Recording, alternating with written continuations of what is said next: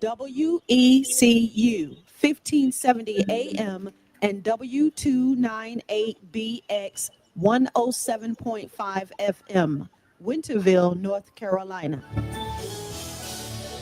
You've been a constant friend indeed.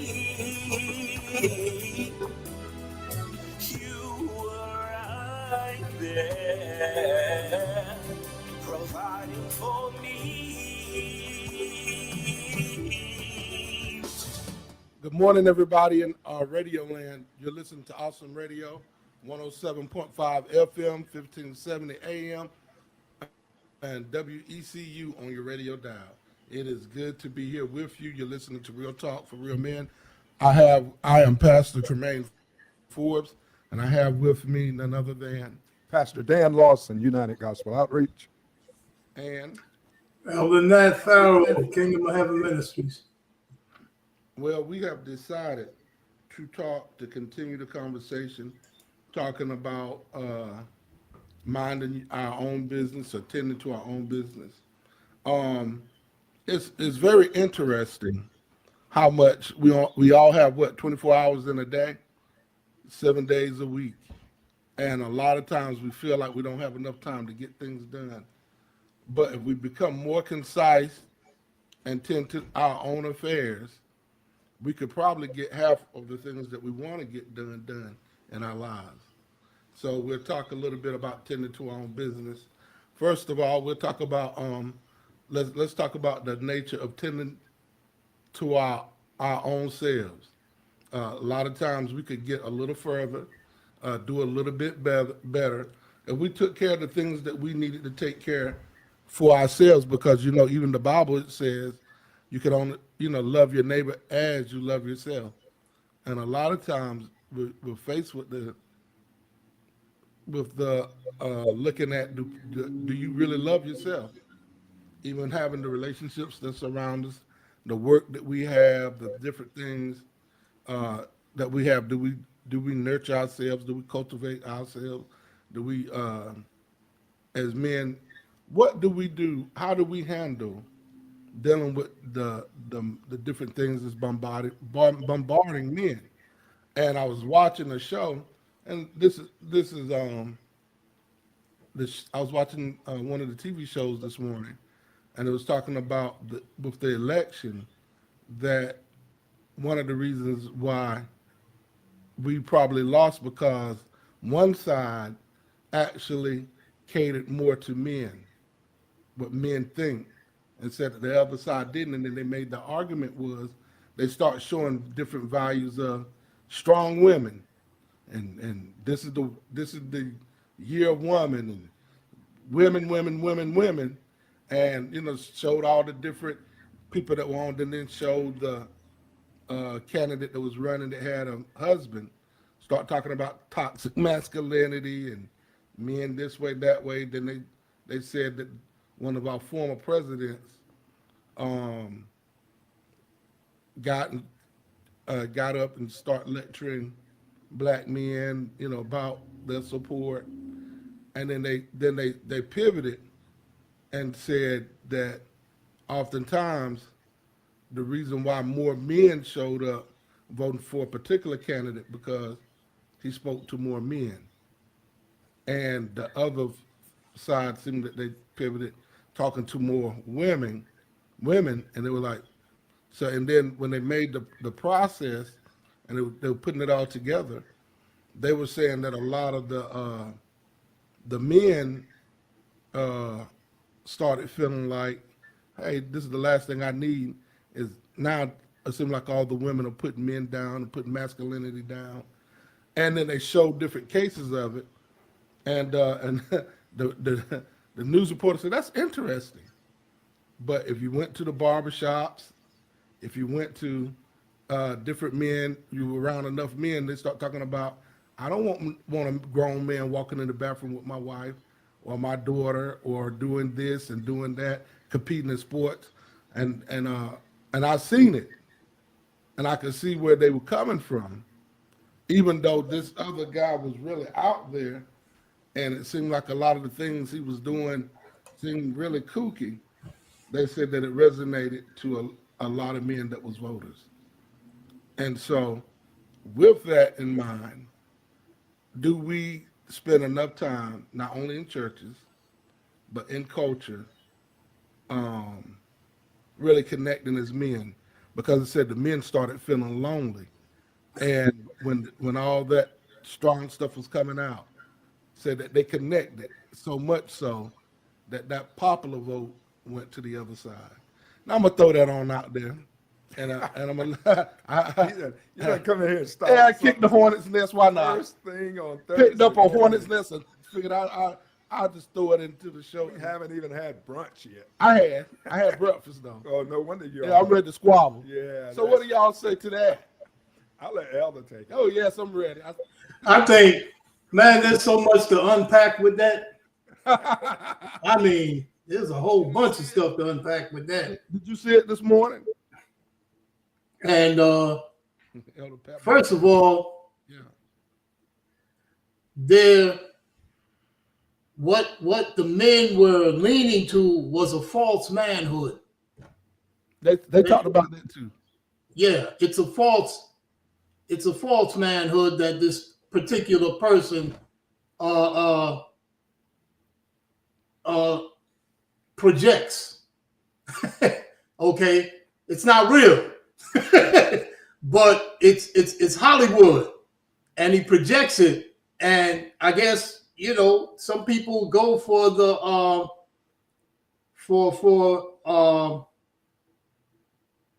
acting. You know what I'm saying? They go for that. They go for central casting.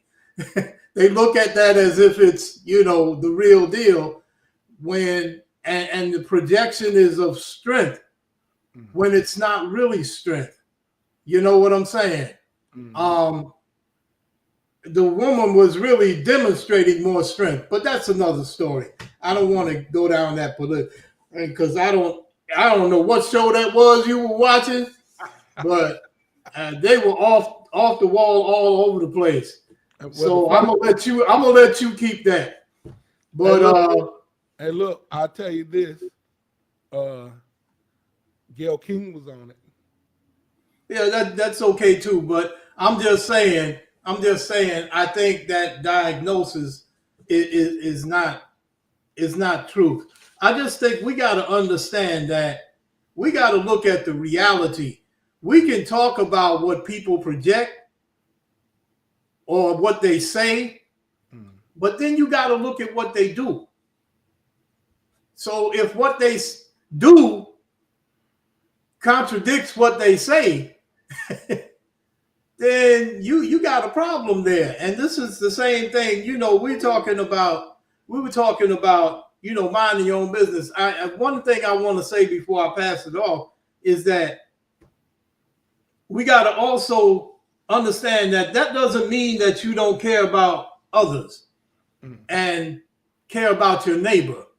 Like you brought up loving your neighbor as yourself. And one of the things that I see in this day after Dr. King's actual birthday, one of the things I see in California, they don't show it on the news a lot. Certain stations seems that they just pointing the negative stuff. But there's a lot of people doing a lot of things to help other people. And I think that's cool. I really like the guy with the World Kitchen, the WCK. I really like what he does. You know what I'm saying? Because people got to eat, people got to have sustenance, and he's in there. And I think stuff like that is important. But I just kind of wanted to get away from that. Well, and I say this: they say that already $60 million already been donated toward helping those that's been put out by the California wildfires. And so let me ask y'all this. Am I my brother's keeper? Sure you are. And then in that regard, we're talking about minding our business. How do we what with us being there for each other, how does that help affect the mental health of us as black men? I know the show, we're for everybody, but how does that help us, even as men, just men all together? I was talking to a friend last night, and it was so funny, and if you watch it, that's fine. He lives far from here, but he was talking to me, and as we were talking, and he said, I found a friend. I don't where I moved to. I don't have many friends, and it was going on and on. And as he was talking, he said, and he's black. I said, oh, so you don't replace me, huh? And he just fell out laughing because we grew up together. And he had a lot of influence. He's probably one of the reasons why I love going to the beach as much as I do. I used to go, first I would go with him, and he'd get out there on his surfboard, and I would get over, I'll find somewhere where some shade was, and I would sit there. Maybe I might go out and get my feet wet, go back. You didn't surf? You talking about do I boogie board. Oh, you boogie board. Yeah, I don't surf. I don't get on the surfboard. I boogie board. It's a little safer for me. Well, at least it seemed like it. But and he's the reason why I started. He would bring out his boogie board, surfboard, and different things. And so we developed a strong friendship through the years, even though he's probably been out of this area over 15 or more years. And we started as friends at 19. But and we would we call each other throughout the year, kind of like, this is what's going on, this is what I learned, and we go back and forth like that. But he told me, he said, yeah, so you've been going out. Yeah, we kept trying to catch breakfast once a week and this and that. So, okay, I see where this is going. I told him I was going to file for friendship, friendship support. You don't replace me with another black guy. But it was just kind of fun doing that. But oftentimes, as men, a lot of times we don't develop good, solid friendships. Sometimes. I ain't going to say everybody, but I know a lot of men that just don't have somebody that they talk to that they can trust. I think we do it more when we're young, growing up, teenagers, high school, than what we do after we become adults. Everybody had a friend when they were young. Most everybody. Yeah. It's very rare that you find an individual that didn't have a close friend, one or more close friends when they were growing up. But once you get older, you tend to, many of us tend to become a little bit more independent and private. How do you develop friendships for the brothers that go to church? How do we develop solid friendships or relationships at church? Well, I think you just you talk. You talk to each other. Sometimes you can get out and do things together. Hang out, eat. You know what I'm saying, and get to know each other. I think that's what it's fascinating as we talk about that.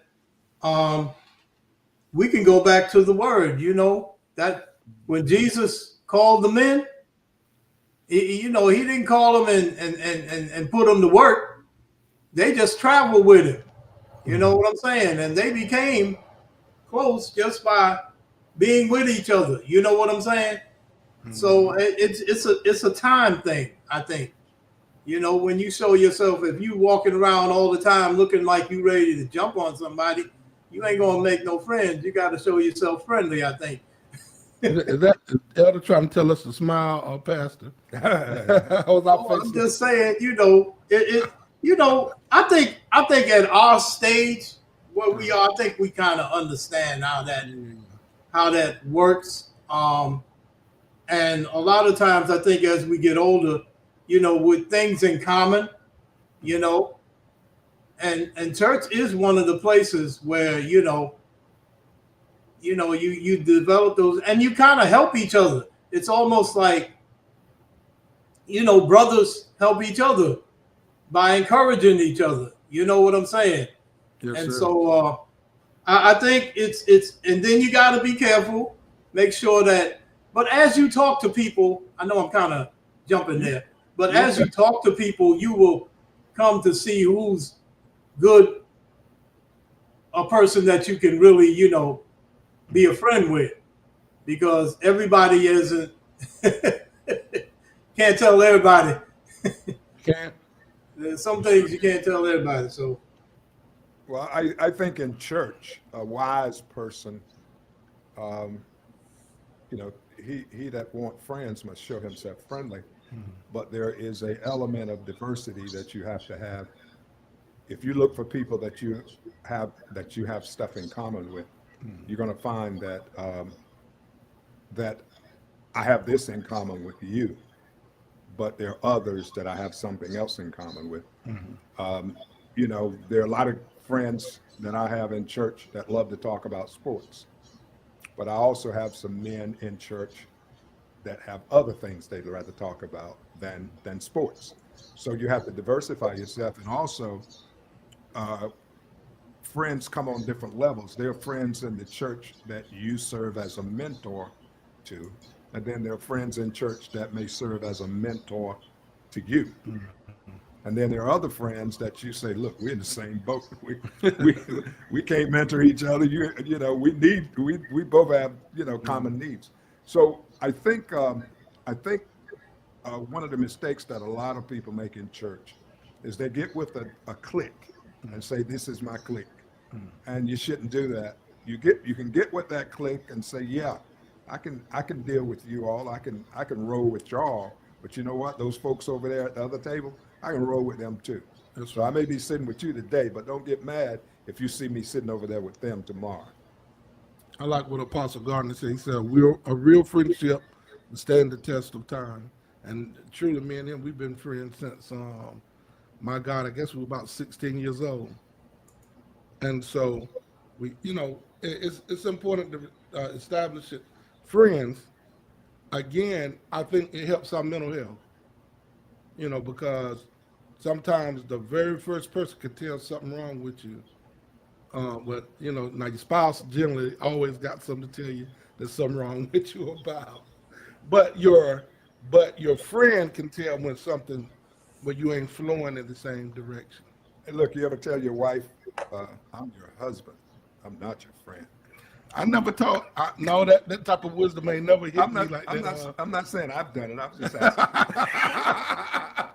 Have you ever told? I told my children. Yeah, you told your I children told that? I'm your father. I'm not your friend. Yeah, I'm a friendly father, but I'm not your friend per se. I've never told anybody that. Yeah. Look at it, you done made me walk the plank. Now you retract. What kind of mess is that? Now I'm backing up. Yeah, because I think in relationships, it's hard to have a relationship without there being some level of friendship. Yeah. If the relationship is going to last. Now, if you got a relationship with your postman where he comes and deliver your mail and you speak to him every day, y'all don't have to be friends. No. But in a lasting relationship that goes on, there has to be some level of friendship there too. So what makes a friend? I know we still talking about tend to our business, but what makes a friend? Well, it's like beauty is in the eyes of the beholder. For me to consider you my friend may not be a universal definition of friendship. Right. I think people, based on their own personalities, characters, upbringing, culture, they determine what a friend is to them. And I think they have that right. Every person has the right to determine, who is a friend for them. Now, you grow, you develop, you get better at defining your friends or what a friendship is, but every person has a right to determine that for themselves. But there are some common things like, friendship means that we benefit from each other, we make each other better, different things like that. yeah, I don't think it's not. You can't put I know we like to do that. Yeah, but This is what it is. Definition. I think it's something that grows. I don't think it's something that just, okay, I see this person, we're going to be friends. I don't think it works that way. I think a relationship grows. And it may not be something that you were trying to do. A lot of Yeah, times, 'cause I'm sure in high school, there a lot of, little boys said, I like her. She going to be my girlfriend. Well, not really. Okay. She might not be down for that. You Yeah. see? So, and it's the same thing with a regular friendship. You can't just pick a person and say, that's going to be my friend right there. No, Tag you in. that person going to have to have some say in that. It's true. the only person did that was Jesus. And on that note, we will be back onto this show. You listen to Real Talk for Real Men on Awesome Radio, 107.5. Hello, my name is Hayden. Thank you for listening to Awesome Radio, 107.5 FM, 1570 AM, WECU. Here's a minute to inspire fresh hope in your busy day. A key question I commonly hear from those who have suffered abuse is this: is recovery even possible? Well, God knows how to make sense of your confusion, and He is completely trustworthy. He will bring safe people into your life to help you in the healing process and to provide healthy, long-term relationships. These relationships will keep you on the path toward healing. Remember the counsel given in Proverbs 3, 5, and 6. Trust in the Lord with all your heart. Lean not on your own understanding. In all your ways acknowledge Him, and He will direct your path. God heals the broken heart when you give Him all the pieces. This Hope Minute was brought to you by Hope for the Heart. To learn more, go to hopeminute.org. Surely in the family, God is with me. Surely in the family, God is with me. Surely in the family, God is with me. All right, we're back on Awesome Radio, Real Talk for Real Men. Pastor Lawson, let's play 2-on-1 with Elder, and let's interview him. He's our special guest for today. So, Elder, why is it important that we mind our business? Well, for a number of things, because when you get before the Lord, I know when I get there, He ain't gonna ask me about you or Pastor Lawson. He ain't gonna say what did Pastor Lawson do with what I gave him, or what did you do with what I gave you. He ain't gonna ask me. He want to know what I did with what He gave me. So there is an individual part of this thing. You know what I'm saying? We worship collectively. We do all that, and we should. But your soul salvation, that's you.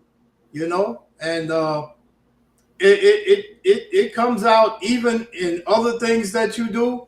Sometimes you got to get to that place where you got to take care of what you're supposed to take care of. And I think we learn that as we grow, as we get older, as we grow.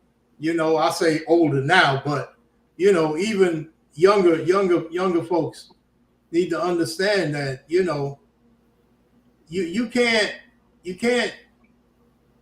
take care of other people's stuff all the time. You know, sometimes you want to help folk. I was telling somebody, like, this came out of me wanting to help somebody, but I was volunteering information that they wasn't receiving. I said, wait a minute, let me stop, because they really like push back. I said, okay, I got it now. And I think we got to understand that when we look at Jesus and His life, Jesus moved, and He healed people and delivered people for the most part that wanted to be delivered. Jesus came to folks and said, what do you want me to do for you? You know what I'm saying? So I just think it's an understanding of just when I say mind my business, I mean it like, you know, I'm going to focus on what I need to do. And what I need to do may be helping you. You know what I'm saying? It may be something. It's not a selfish thing to say that. You know what I'm saying? You love your neighbor as yourself. That's right. You know, like I said when I was speaking the other day, you know, if I got $2, I'm not gonna give you $1.50. Let me just give you $1. Right. Now we both got $1. You know what I'm saying? I think we just gotta. You gotta love yourself before you can love your neighbor. That's right. But that's just my thought. And No, why it's got to be 2-on-1? It's you see the I don't know where that picture. came from, but go ahead. You see him up there, I'm up here, and there you go. But watch this. So we're talking about, let's look at that from the standpoint of the parable of the 10 virgins. You see that we know that in that parable or that paradigm, you saw that there was 5 virgins that they had oil, they had their lamps trimmed. As a matter of fact, it says that the foolish ones took their lamps but did not take any oil with them. The wise ones, however, took oil in jars along with their lamps. And it said that the bridegroom was a long time in coming, and they all became drowsy and fell asleep. So that's something. Now everybody fell asleep, but it said at midnight the crowd rang out. Here's the bridegroom, come out to meet him. And then all the virgins woke up, trimmed their lamps. The foolish one said to the wise one, give us some of your oil. Our lamps are going out. No, they replied, they may not be enough for both of us and you. Instead, go to those who sell oil and buy some for yourself. But while they were on their way to buy oil, the bridegroom had arrived, and the virgins who were ready went in with him to the wedding banquet, and the door was shut. Later, the others also came. Lord, Lord, they said, open the door for us. But he replied, truly, I tell you, I don't know you. Therefore, keep watch, because you do not know the day or the hour. And a lot of times, I like the paradigm when you're talking about minding our business. Those women kept their oil, they kept the lamp, they kept that wick trim, and then had light to be able to light it. And then the other people are like, look, I only got enough for me. And so sometimes, is it okay to tell people, I only got enough for me? I think that answers. I think that pretty much answers itself. It's kind of like, you know, if you just got enough for you, you know, and they want some. And I mean, I'll boil it down. I you know, you were reading it. I got it. But I you know, I look at it like, look, I'm sorry, I can't help you on this. You need to go to the store. You know, almost like this. And also, I think it's okay to tell people, hey, you need to get a job. We're going from different directions. Oh, we're still in church. Yeah. Hey, look, the Bible says you don't work, you can't eat. I can't sit here and feed you forever. We can eat together some, but at some point, you getting a lot of nod and rest and relaxation, and I'm doing all this hard work. But Jesus made a point of saying in the beginning. First, he said, "The kingdom of heaven is like unto." So he was likening the story to the kingdom. And I think he was talking about being ready. But he did the wise versus the foolish. And so not being ready is being foolish. That's what I see there. You know what I'm saying? You being ready and taking care of what you got to take care of is being wise. That's right. So that you're ready when the bridegroom comes. And I think that applies to our lives. We need to be ready when Jesus comes. That's, to me, that's the moral of the story. That's what the story is about. I don't know, Pastor Lawson, what you think? Elder, you know, this mind your own business thing, ever since you brought that up last week, it's been hard for me to understand how I'm gonna mind my own business. It's kind of tough. But I've been thinking about it. But you still got some explaining to do. I can't think of. I do know this. I know that when it comes to choices are personal. You can only make choices for yourself. You can only you got your will. Everybody else got theirs. You can't move their will into any direction. You can only move your will. Like in the case of the virgins, they make choices. The wise virgins were wise because they made the wise choice and put enough oil and had enough oil for their lamps. The foolish virgins were foolish because they made a foolish choice. It was their choice to not be ready, to not be prepared, to not have enough. However, at the same time, I can't make the choice for them, but I can't mind my own business because I've been called to influence their choice. This is where it gets complicated for me. I can imagine, even though Jesus made the point, and we get the point, we understand it, but I believe that there is an obligation for the wise virgins to warn the foolish virgins. Now, I know that didn't come up in the story, but I believe there is an obligation on the part of the wise virgins to share their wisdom and say, look, I see y'all over there partying and dancing and getting high, and while I'm out here piling up oil, but you need to get yourself together. Yeah, and I'm more than sure, I do think both of the virgins knew the rules. Somehow or another they knew the rules, but on that note, you're listening to Awesome Radio, Real Talk for Real Men, and we'll be back after this sponsorship break. We hope to see you on the next segment or hear from you. Hello, my name is Daniel Adam Greenville. Thank you for listening to Awesome Radio, 107.5 FM, 1570 AM, WECU. Is Jesus Christ's life a historical fact? This is the Legal Alert with attorney David Gibbs Jr. of the Christian Law Association. Charles Spurgeon, the great preacher in London, England, said, "The greatest and most momentous fact which the history of the world records is the fact of the birth of Jesus Christ." It is a historical fact that Jesus was born. It is historical fact that he was crucified and died. It is historical fact that he rose from the grave 3 days later. No man has ever done that, and no mortal man ever will. Jesus was and is the Son of God. Man's history is separated between the time before Jesus and the time after.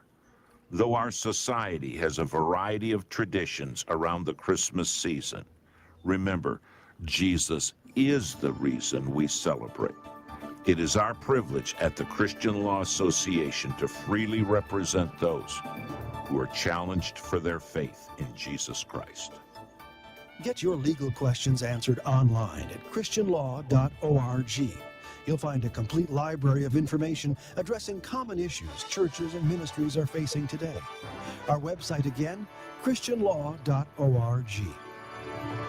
Hello to our Awesome Radio friends and partners. This is Akila speaking here. You can reach us at 252-756-3137. We thank you so much for listening to our Awesome Radio network of stations. WBISLP Espanol 106.9 FM Winterville. WYLT 100.3 FM Rocky Mount. WECU 1570 AM and 107.5 FM. We are Awesome Radio, where God gets the glory. Surely in the family, God is with me. Surely in the family, God is with me. Surely in the family, God is with me. Well, we're back on Real Talk for Real Men on our radio dial. Listen, we are still talking about it, minding our own business, and I know everybody want to jump in on this piece. I want to go to the parable of the talents.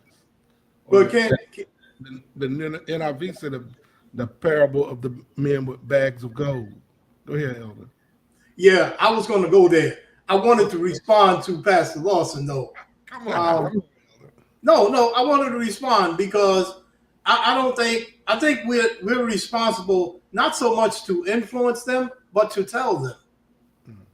You know, we tell them, but they have to still make a decision from what we tell them, whoever it is.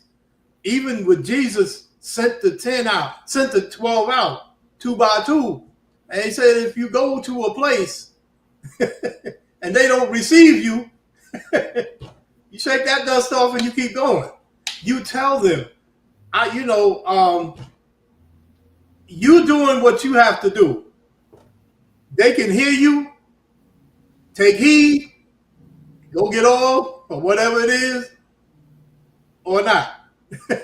But you can't make them do it. So that's my response to that. And you go ahead. But you agree that when you tell them with purpose and passion.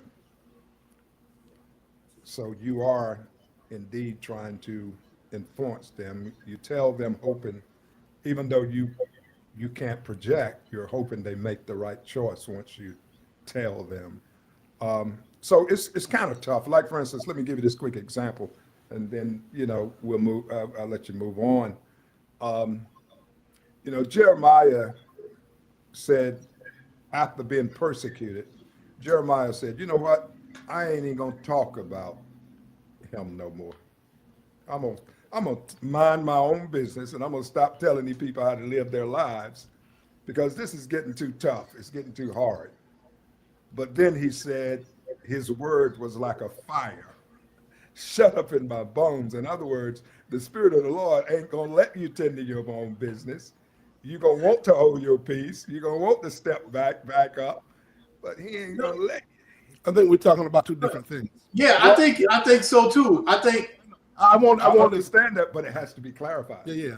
I want to clarify. I'd like to clarify it. I think by saying, see, we try to separate my business from God's business, but once I accept God, our businesses align. Yeah.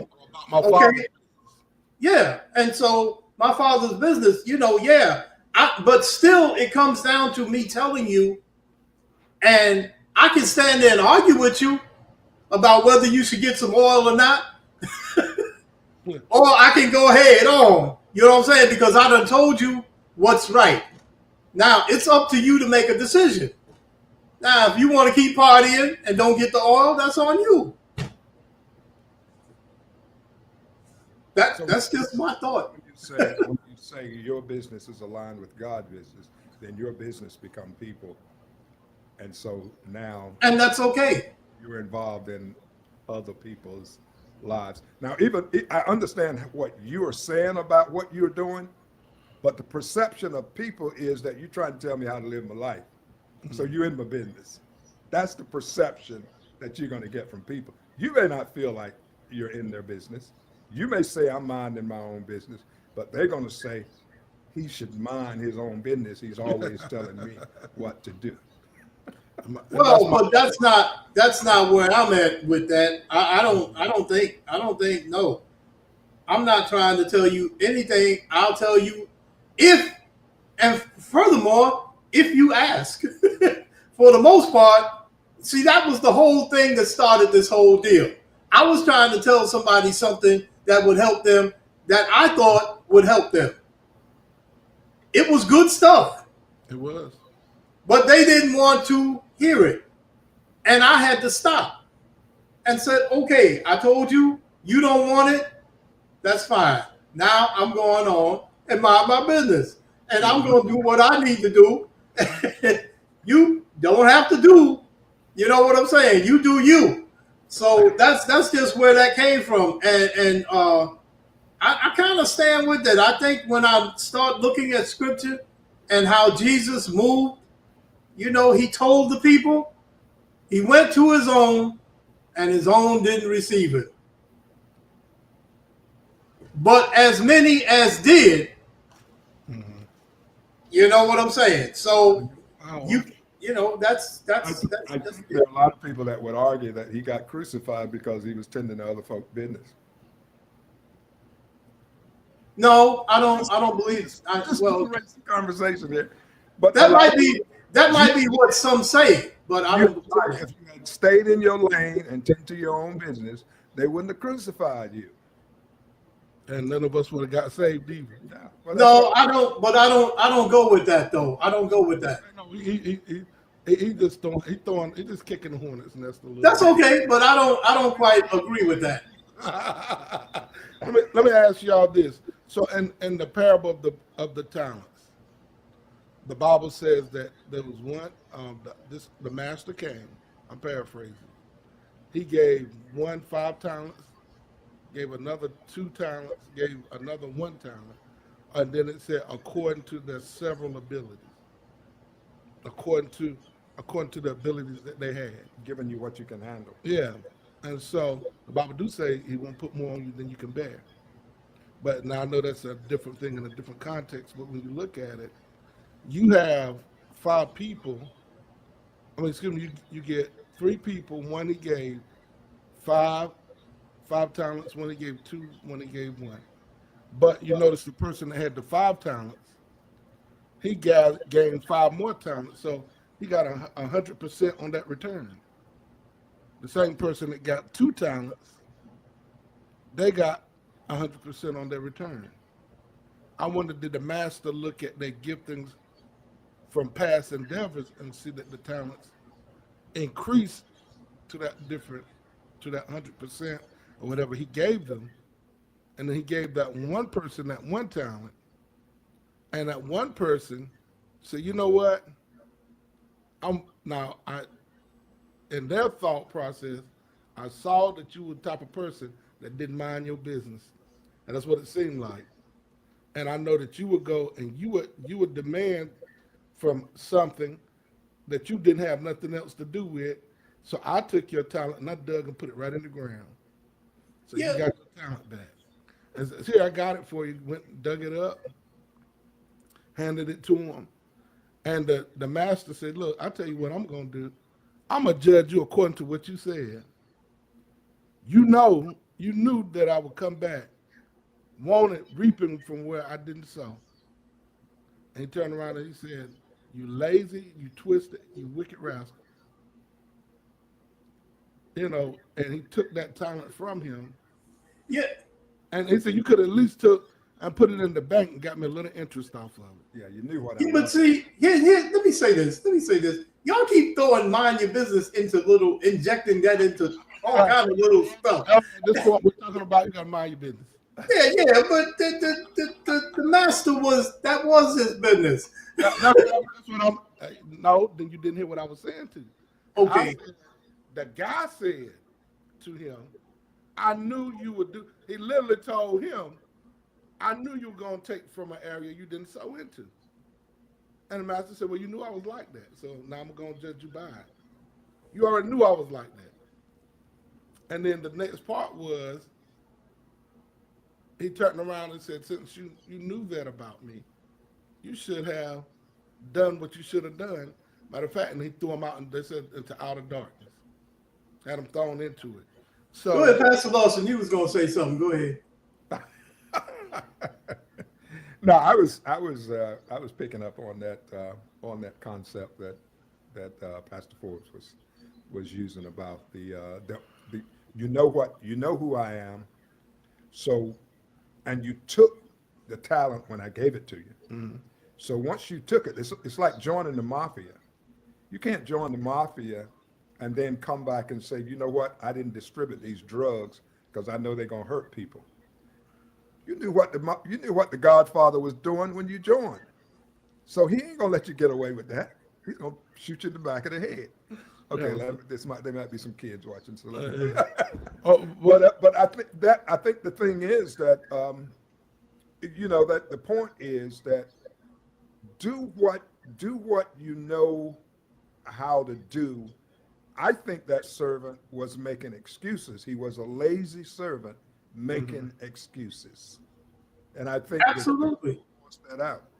Look, look at it this way. So having said that, let me just piggyback off our topic. Elder, I'll be honest with you, most of the people that I've heard since I've been in the church that come to me and say, I'm just going to mind my own business, were people who got hurt in the church. Somebody hurt their feelings, somebody disappointed them, somebody didn't react the way they wanted them to react. So they said, you know what, from now on, I'm going to just go mind my business. I'm going to go down to that church, I'm going to keep my mouth closed, and I ain't going to say nothing to nobody. And I give them that But one I know time. that ain't you. I'm just saying that, you know. And that's- that's Go ahead. the way you're looking at the one talented person. But if you look at it from the perspective of like Elder's really saying it, it's almost like the owner gave them all three different things.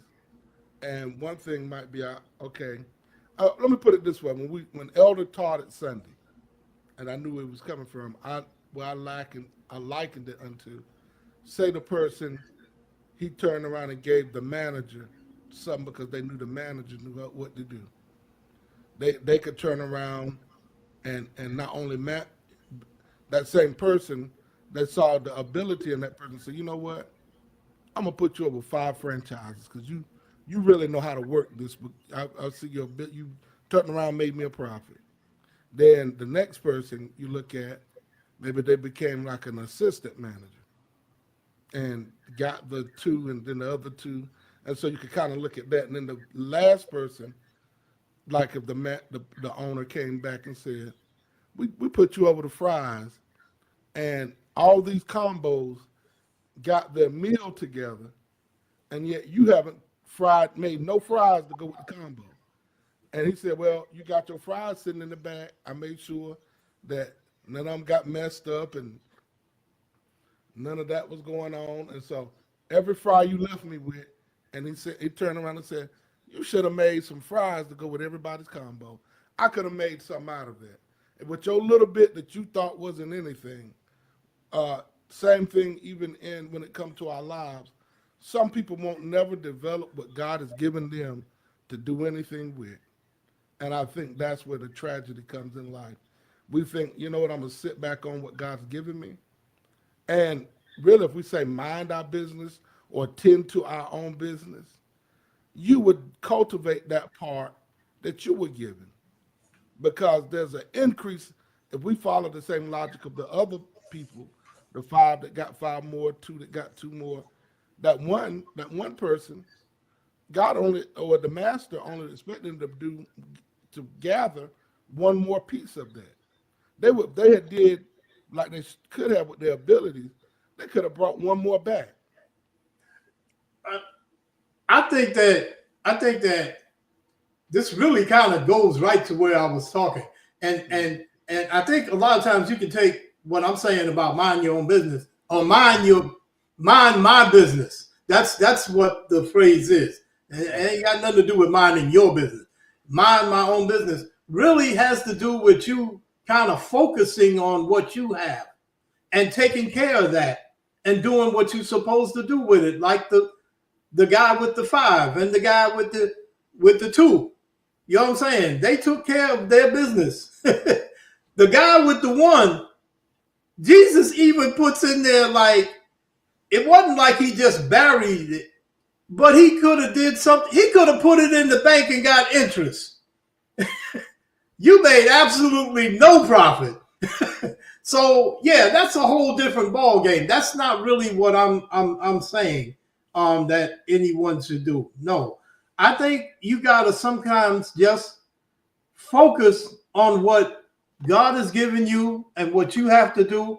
And I think that's where it is more so than it's not the selfish thing that I think maybe somebody might take that term to me. That's not that's not where I'm coming from with when I say that term. I know where you're coming from, and I agree with you in principle. I think our questions kind of bring out, bring out some clarity, so that we can take the position of those that might hear that, and so now we've kind of answered their questions that they might have.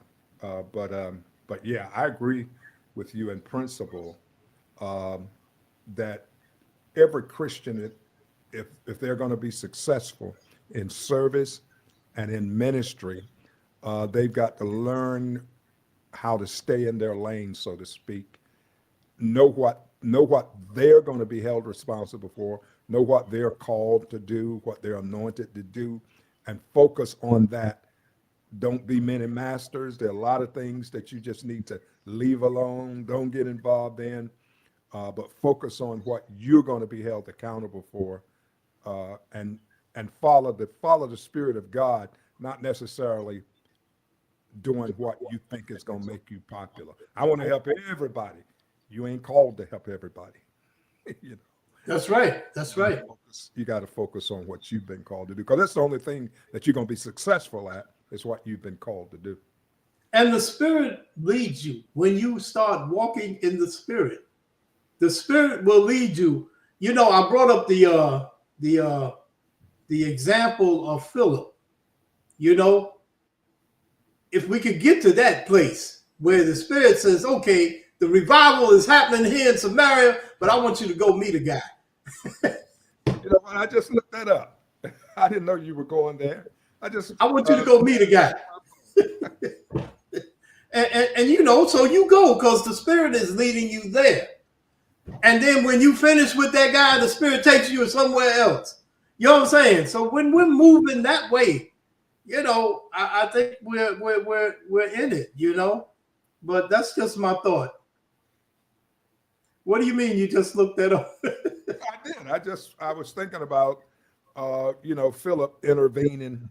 You know, this man's got a caravan going cross country, and Philip runs up there and, you know, stops it and attaches himself to it and get all up in the man business. And what you read it? Do you understand it? You know, but he did it in the Spirit. He did it in the leading of the Spirit.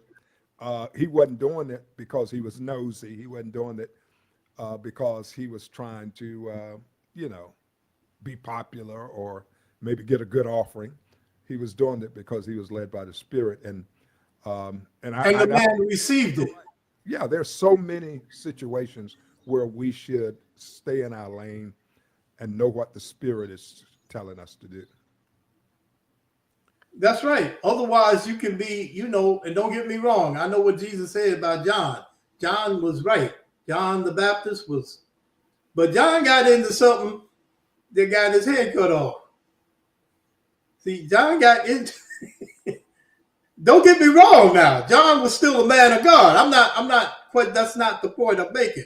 I'm just saying, you know, sometimes you can get into stuff you don't need to be into. You keep baptizing folk. You getting all inheritance thing. I'm just saying. Don't, our Lord knows. Don't throw me out the church. We're past that. But I'm just saying, sometimes you can get into stuff. Pastor Forrest walked out on you on that one. Yeah, sometimes you can get into stuff that you don't need to be into. You know, yeah, that's true. It's true, and I think it's a good lesson, a good principle, for people to understand that you have a lane, you have an assignment. There are things you need to focus on, and things you need to leave alone. The things that you are in that you're not supposed to be in, that's going to be the source of all your headaches. You know, so I get it. Well, I guess you can take us out on that because I'm pretty much through. Okay, all right. Okay. Well, unless Forbes want to have, okay, well, we're going to go ahead and close out because we've got 30 seconds left. So what we've heard is this thought from Elder of minding your own business. Know what your business is, understand your business, and it has to be mined, because if it's your business and you're not paying attention to it, then who's paying attention to your business? So mind your own business. And with that, you've been listening to Real Talk for Real Men. We're on Awesome Radio 107.5 FM, 1570 AM. See you next Thursday.